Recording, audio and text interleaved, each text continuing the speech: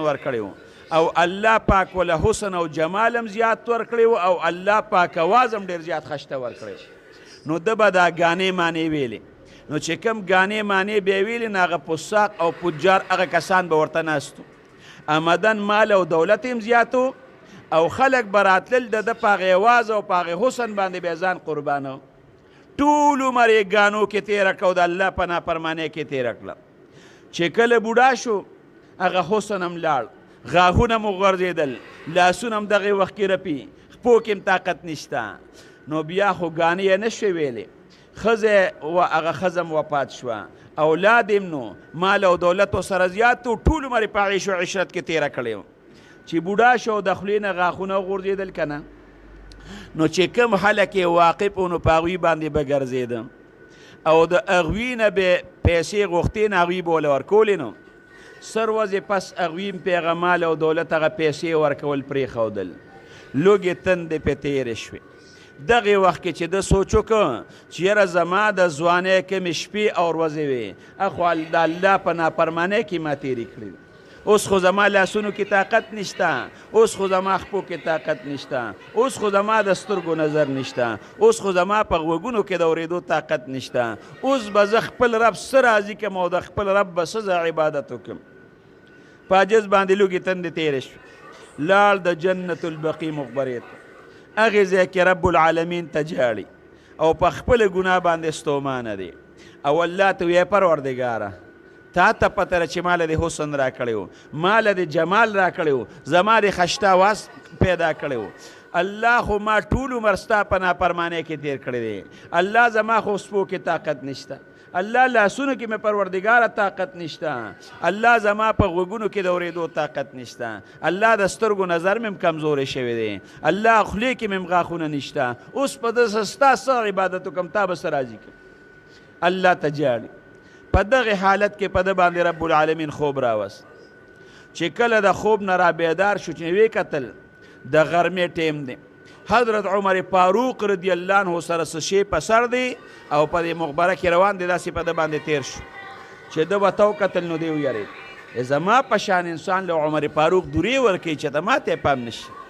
ناګهانه عمر فاروق رضی الله عنه دله راغی چې ویې کتل چې په مقبره کې بل څه نشته، نو د سر نه هغه شی راکوس که ده ته یې کېښود، څه بوټی یې کولاو که د خوراک نه یې سر اوچت که، ورته وایي واله د الله دوست ته خوراک کوه.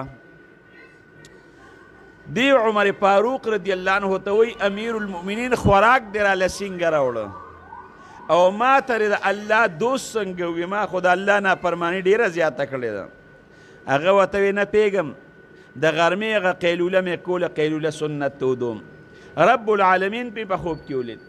ما ته رب العالمین حکم وکړه چې ای عمره لاړ شه د جنت البقي په مقبره کې زما یو دوست ناست دی، د څو ورځو نه اوږې دی او نار دی او هغه له د خپل کور نه خوراک یو څه هغه ته کېده. نو چې د خوب نه راپاڅېدم نو خپل کور والا ته مې وي اهل والا ته چې خوراک تیار کړې، نو چې لاس کې مې راواغېشته نو ما وی د الله دوست له به زه په لاس کې وړم، نو په سر مې کېښوده، نو د الله دوست ته دا خوراک کوه.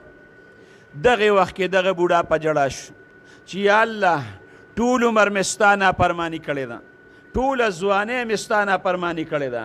الله اوس زما په لاسونو کې طاقت نشته، زما په خپو کې طاقت نشته، ستا د عبادت د کولو طاقت پروردګاره ما کې نشته. خو چې الله نن هم رالم او خپله ګناه باندې ستومانه شم، نه الله ته ما په خپله دوستۍ نیسې. د امیر المؤمنین په لاس راله پروردګاره خوراک رالیږي. دومره وجړل الله ته چې په هغې ساعت باندې رونو د هغه نه هغه سا وخته. دومره رحیم ذات به رونو کوم ځای کې پیدا کړي. نو الله څه وایي یا ایها الذین آمنوا توبوا الی الله، تاسو الله ته توبه وباسئ. توبه به وباسو که نه؟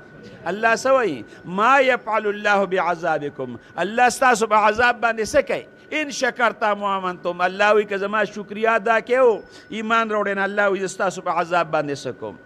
د نور الفاظو ته لږ غونتې وګوره که نه. الله څه وایي قل یا عبادی الذین اسرفوا علی انفسهم، الله پیغمبر ته وایي چې ای زما حبیبه زما د بندګانو ته اعلان وکړه. کومو بندګانو ته اعلان وکړه؟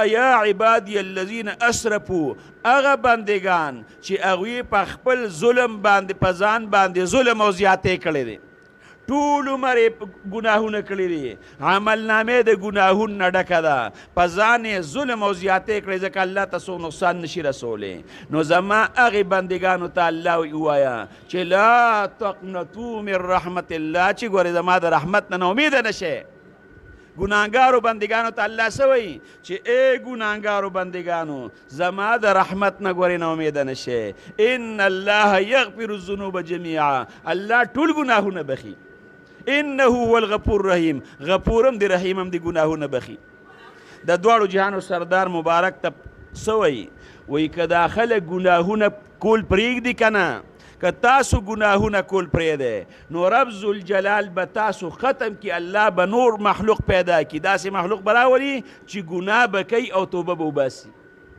نورونو په ګناه باندې توبه وکړل ولې فرشتو خو ګناه نه کوله که نه او چې ته ګناه ونه کړې او الله تا ونه بخي نو الله غفور به بیا د کوم ځای نه شي غفور خو به اله شي چې ته ګناه وکړې او په هغې باندې ستومانه شي او توبه وباسي او ګناه ته ماف کړله به الله غفور شي رونو نه الله وی زما دا بندگان ګورې خبر که بل د الله یو حکم درته وویم الله څه وایي یو اعلان الله کړی دی نبئ عبادي الله پیغمبر ته څه وایي وایي زما دا بندگان ما نه خبر که نن تاسو هم زه خبروم نبئ عبادي وی زما دا بندگان خبر که د قرآن د آیات درته ویم چې انی انا الغفور الله وی ټول ګناهونو باب کولو والی یم ګورئ انی انا الغفور الرحیم الله وی ټولو ګناهونو معاف کولو والی یم او زه ګور رحم کولو والی یم نور به هم در باندې رحم وکړم که دا ګناه دې معاف کوم دا هم په خپل رحم معاف کوم نو توبه څه ته ویلې کېږي پاک پیغمبر مبارک وایي التائب من الذنب کمن لا ذنب له